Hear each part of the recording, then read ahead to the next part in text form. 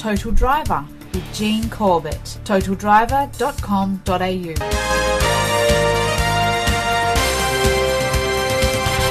Hello, Jean. How are you? Good, Chris. How are you today? Very, very well. Now, we're still on, of course, on safe driving, and that's your main emphasis. And you're still talking about what we started with Total Driver last time we spoke, I think, and that was younger drivers. So there's a few questions that I'm going to put to you, and you've got some pretty pertinent answers, I think. Why are young drivers so compromised in the way they behave on the road and sometimes act so badly? It literally comes back to what they're seeing as a driver. And this is what we've failed to understand in the past. So the way that they naturally process threats and hazard information is biologically what they were designed for, to walk and run. So everything that they did there that kept them alive is now creating and compounding the risk. I'll give you an example. You're walking down the footpath and the concrete's broken. First thing you do is look at the footpath. You could get hurt. And then you look for a way around the footpath so you're not going to get hurt. It's not until you're beside or in front of that threat that you'll pick your eyes up and look forward again. The average person only looks forward 3 to 5 meters. What you've really done is you've collapsed your peripheral vision, you've lost your tunnel vision, and then dropped down your eyes down to your close range vision.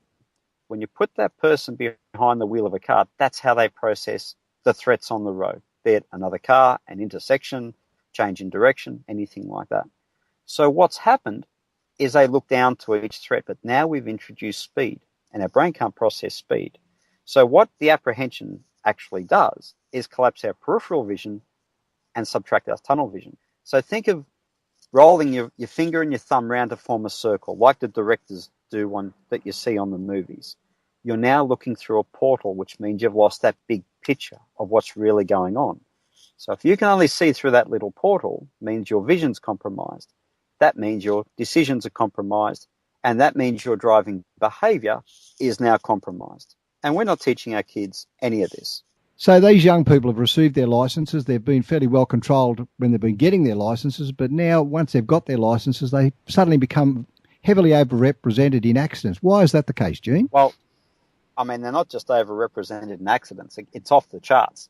A 3,000% increase compared to their pre-licensed driving behaviour, 5 times the fatality rate compared to normal drivers, and over a third will crash in their first 6 months. So essentially where it goes wrong is the passengers, the people that are supervising their driving, are constantly very nervous about this role that they've been thrust into. So they overthink for the driver, they overact, they make all the decisions, trying to keep themselves and the driver safe. The moment the young person goes for their driving test, which is nothing more than a series of slow speed manoeuvres and road rules in a controlled environment, that safety net's taken away from them. And we haven't taught them how to manage how quickly the environment evolves and how to manage this decision-making process and how their brain is playing tricks on them. So as such, the risk is hiding outside where they're actually looking.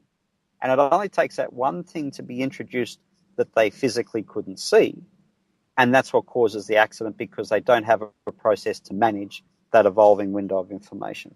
So to fix it, you've actually got to go right back to the beginning. It's like having a favourite garment and the stitching doesn't work, which means the garment doesn't fit. It doesn't do what it's supposed to do. You've literally got to undo all that stitching and re-put it together again. And it's built around what we call postural stability. And that's going to be our safe driving tip for today. All right, well, let's hear it. The safe driving tip is what? It's all about seating and balance. Now, think about if you're standing on a bus or a train or even a boat. The first thing you do is stand with your feet apart and gripping the ground through your feet so you don't fall over. It's a foundation for any skill that we want to do. With drivers, if you look, you'll find their legs are together and they use the steering wheel as a brace, which means they can't think, they can't make decisions, and they're naturally working against themselves. Bring the seat further forward so the knees are nice and spaced. Just the left knee rests on the console, the right on the door card. Bring the hands down. Just by bringing their hands down from 10 to 2 to a quarter to 3, will reduce their fatigue level by over 30% in its own right.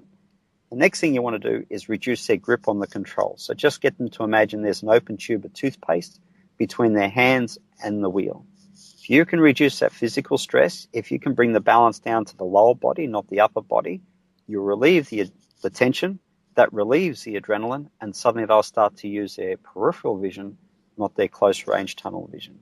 So that's the most important thing that you can teach a young driver today.